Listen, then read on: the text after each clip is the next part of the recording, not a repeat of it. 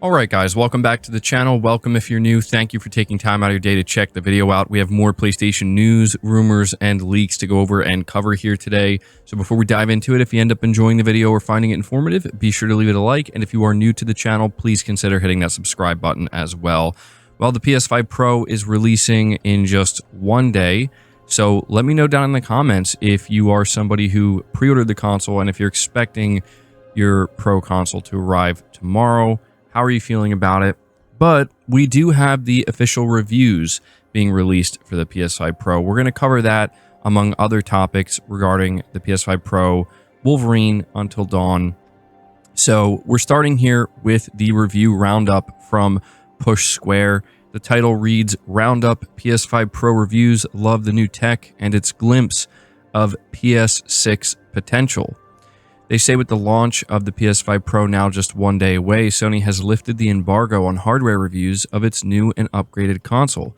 Below, you'll find a selection of verdicts from reputable and trusted outlets, all sharing their thoughts on the PS5 Pro.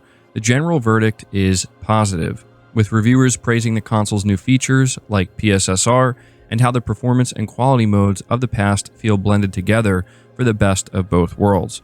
While the high price tag is a kicker for a lot of verdicts, their general agreement that tech enthusiasts will get their money's worth out of the PS5 Pro. So we're starting here with Tech Radar. They gave it a 4 out of 5. They say the PS5 Pro is a superb console and now the best PlayStation 5 machine available. The advancements are glorious and bring a new level of immersion and beauty to games while also boasting performance levels to offer fluid and smooth frame rates. At the same time, offering a clear advancement over the base PS5 and will be perfect for those enthusiasts yearning for more from the camps of fidelity and performance. The increase of 2 terabytes of storage and the inclusion of Wi-Fi 7 are very welcome and make tangible operational advancements too.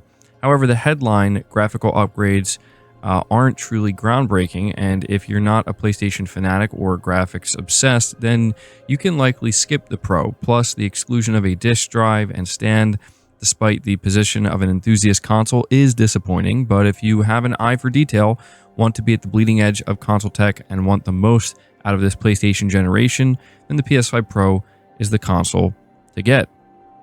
IGN gives it a 7 out of 10, saying the visual quality that the PS5 Pro enhanced performance modes have thus far looked fantastic, and it's all the more enticing because hitting 60 FPS gives you a smooth gameplay experience that's tough to come back from. I've also found performance modes on the base PS5 to be lackluster in some cases, and since the Pro has shown the potential in addressing that shortcoming, I find that the new consoles can be a worthy investment. For a lot of people, playing at 30 FPS isn't necessarily a deal breaker, and if you're happy with that level of performance, you might as well be happier with a few $100s still in your bank account. And the Pro is a hard sell for anybody who expects a whole new experience when they unbox a brand new console. The PS5 Pro doesn't fundamentally transform how games are played, it just makes them look prettier and run smoother, and if you're happy with how your games look and play on a base PS5, then it's absolutely not worth paying a premium to upgrade. Games Radar gives it a 7 out of 10. Saying the PS5 Pro only suits its price tag in niche circumstances, but it does deliver on its promise to improve both graphics and frame rates. That $700 price tag is still difficult to justify, particularly to those using a standard living room setup with a 50 to 65-inch TV. Those using a large display or monitor are going to feel the benefits more keenly, especially if you have the funds to stay at the cutting edge of tech. So I do want to say here, this review from Games Radar is kind of strange. They're mentioning the size of your TV. That honestly doesn't make that big of a difference, mainly because it all depends on how far away you're sitting from your TV. So kind of a strange one there. But we have one or two more here. We'll go with The Verge. They don't give it a score, but they say the kind of person who should buy a PS5 is the kind of person who doesn't want to muck around. They'll want the best console gaming experience money can buy, a large OLED display to go with it, and a plan to park themselves real close to that screen. So generally speaking, it sounds like the reviews are mostly positive, and the only real negatives I've seen thus far are those basically saying, look, if you're not an enthusiast and you don't really care that much about having the best, or maybe what you've seen thus far in terms of the upgrades, you're not really seeing that big of a difference. Maybe right now it's best to just hold on to your $700 and just stick with the base PS5, which makes complete sense, right? We're not going to see the real true potential of the PS5 Pro for probably another year or so, and anybody who's purchasing it right now is essentially making an investment. Either that or, the list of games we've seen so far, which are mostly games that have already come out. Those are games you're planning on going back and playing, or maybe you haven't played yet and you've been kind of waiting for something like this. But generally speaking, I think the PS5 Pro is going to have much better sales potential by this point next year when we're getting games like GTA 6, Ghost of Yotei, among other major third-party releases that are going to be taking, you would assume, full advantage of this console and really beginning to show, like, okay, what can we really do here now that we've had plenty of time to kind of hone in on this console, the specs, and the technology. So right now, it makes sense that it's not going to get the glowing reviews because it's an optional mid-gen refresh that right now has a limited amount of games that are enhanced for it. But there you go. I wanted to let you know what the reviews were saying. But continuing to talk about the PS5 Pro, we have an article here from WCCF Tech. It says an early Elden Ring PS5 Pro test was shared online showing how the console can brute force improvements in games even without a dedicated patch. The test conducted by Brazil Pixel reveals how the action role-playing game from Software often runs at a native 4K resolution in performance mode while keeping close to 60 frames per second most of the time. In quality mode, on the other hand, performance is a bit shakier, but still manages to be close to 60 FPS while constantly running at native 4K resolution. The biggest performance improvements, however, are seen with ray tracing, where it's not surprising considering the console's GPU improvement over the base model. Given how Elden Ring's performance on the base PS5 isn't as solid as it should have been, this is definitely good news, as a dedicated PS5 Pro patch would definitely make 4K resolution, 60 FPS gameplay possible. Even with the technical hiccups, however, the game is worth experiencing for fans of the Soul series. And so, yeah, this was a video that made its way online, and it's not perfect, right? Like, we're not seeing a locked 60 FPS or a locked native 4K resolution, but what we are seeing is how the PS5 Pro will be able to just brute force better resolutions, higher resolutions, and higher frame rates for games that have struggled, right? Elden Ring is a prime example of this. When the ray tracing is turned on, it's still doing well. It's not necessarily hitting that 60 FPS at native 4K, but it's running anywhere between, I would say, like 40 and 50 frames, which is still very encouraging. And so, again, this is a game that is not PS5 Pro patched. So this is exactly what I mean when I say it's just the early days and we're just seeing the beginning.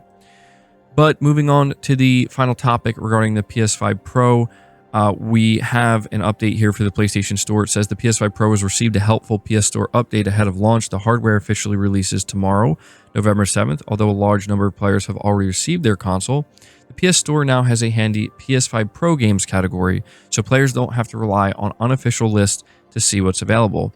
The update is being rolled out now, and as of the time of this writing, the category can be accessed only via the PS5's PS Store page.